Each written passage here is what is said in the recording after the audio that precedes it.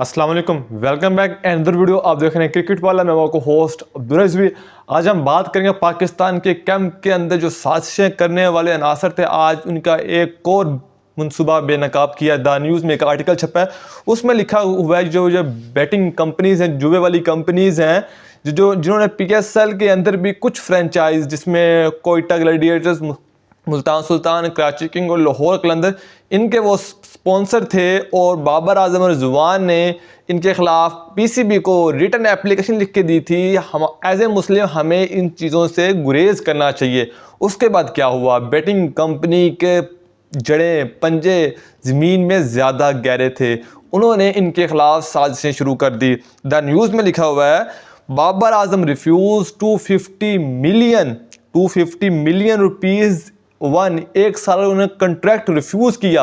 जब बाबर ने इनके खिलाफ कंपेन चलाई कि ये हमारा मज़हब हमको इजाज़त नहीं देता, तो फिर उन्होंने क्या किया, कुछ कहते हैं लोगों के साथ मिलकर, कुछ बड़े लोगों के साथ मिलकर, जिनके अंदर जो फ्रेंचाइज के मालकान थे, उनके साथ मिल के इनके खिलाफ साजिशें शुरू कर दी।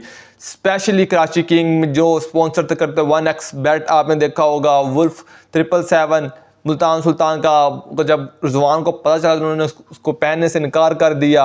उसके बाद भी बहुत सारे मामला चले, तब दबा दिए गए। पर अब जिन लोगों को नुकसानात हुए हैं, बाबर आजम और रिजवान ने उनको पाकिस्तान में पंजे उनके उखाड़ के बाहर फेंके। उनकी गैर मौजूदगी में कुछ सियासी लोग, कुछ गंदे अनासर, उन्होंने मिलकर इनके खिलाफ साजिशें शुरू कर दी। द न्यूज़ में आर्टिकल छपा, मैं आपको रीड कर बताता हूँ।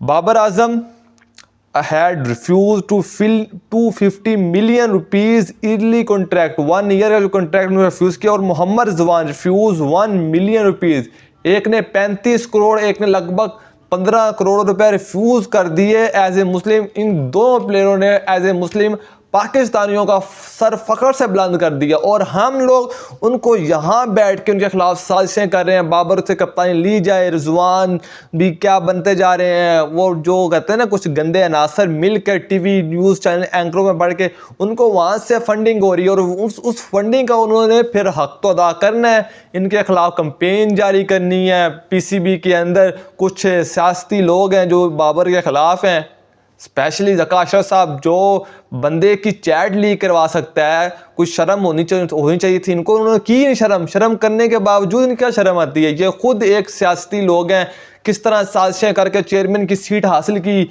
अब वो बाबर के खिलाफ साजिशें कर रहे हैं। कुछ न्यूज़ एंकर्स जो न्यूज़ चैनल में बैठ के अपने क्रिकेट एक्सपीरियंस, जर्नलिस्ट कहते हैं, स्पोर्ट जर्नलिस्ट बने होते हैं, उन्हें खाक का नहीं पता जर्नलिस्टिज्म का। वो बैठ के वहाँ पे बाबर के खिलाफ तबसरे कर रहे होते हैं, शेयर कर रहे होते हैं कि बाबर को हटा दिया जाए, ये हमारे लिए बेनिफिट है, ये बेनिफिट है। आपको सिर्फ पैसा मिल रहा है, आपके ATM में पैसे आ रहे हैं आपके बैंक अकाउंट में, और आपकी ज़ुबान उस तरह चलती जा रही है। गुजारा आपसे फिर इन करते धरतों से गुजारिश है, पाकिस्तान क्रिकेट बहुत ज़्यादा आपकी इन गंदी हरकतों की वजह से बैकफुट पर जा चुकी है। आपसे गुजारिश है कि आपने ये ऐसे मामला जिन्होंने किए हैं, इनमें स्पेशली अब मैं बता दूं, जो फिक्सिंग के मामला आते रहे फ्रेंचाइजीज़ के अंदर, PSL 5 में 3 के, उनमें भी ये कंपनियां शामिल थी। PCB ने फिर स्टैंड लिया, फिर वो सेटअप चेंज हुआ, हुकूमतें चेंज हुई, भी नया सेटअप आया। उन कंपनियों ने फिर उन लोगों से रब्ते किए, अपने बंदे लगवाए। जब बंदे उनके लगे, उन बंदों को उन्होंने फंडिंग की, फिर फंडिंग का फिर उन्होंने हक तो अदा करना था।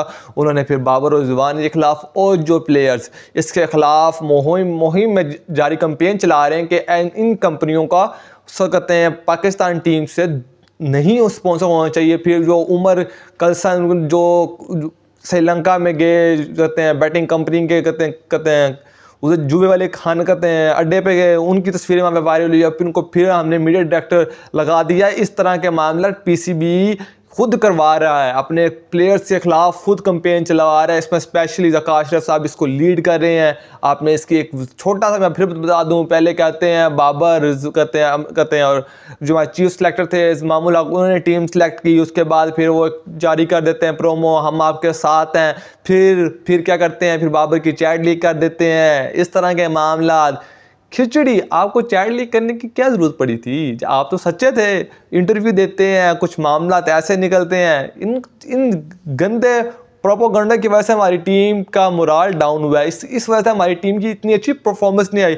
जब हम अपने ख़ानदान के अंदर, क्रिकेट बोर्ड एक ख़ानदान की तरह, उसकी फिर ब्रांचेज़ है ना, फैमिली का कोई रूम्स होते हैं, इसी तरह क्रिकेट के अंदर जो लोग क्रिकेट को तबाह करने में अहम रोल अदा करें, उसमें ज़का साहब उनका एक अहम रोल है।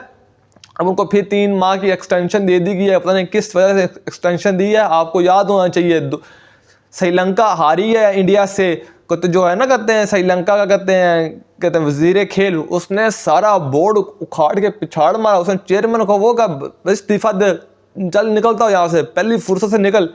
और भाई इस तरह के लोग होने चाहिए, वो जो लोग खेल को पसंद करते हैं ना, खेल के फिर तरक्की भी चाहते हैं खेलों की। इस तरह के घटिया लोगों को हम कहते हैं सियासत जिंदाबाद। जरदारी साहब का बंदे हैं, आसिफ जरदारी साहब हमारे लिए तो काबिल एहतराम है, फिर उनके जो करता धरते हैं वो पाकिस्तान को बदनाम कर रहे हैं। उन्होंने बदनाम किया, अब ये भी बदनाम कर रहे हैं, और पाकिस्तान की क्रिकेट भी बदनाम होती जा रही है। गुजारा आपसे फिर हाथ जोड़ के विनती है कि आप, हमारे पास एक क्रिकेट ही है जो देखने के लिए है, उनके साथ ना खेलें, खेल के साथ खेल ना करें, खेल के साथ खिलवाड़ ना करें, वरना फिर आपके साथ खिलवाड़ होने वाला है। अब तक के लिए इतना ही। रिक्वेस्ट है चैनल को सब्सक्राइब करें, फेसबुक पे फॉलो कर लें। अल्लाह हाफिज़।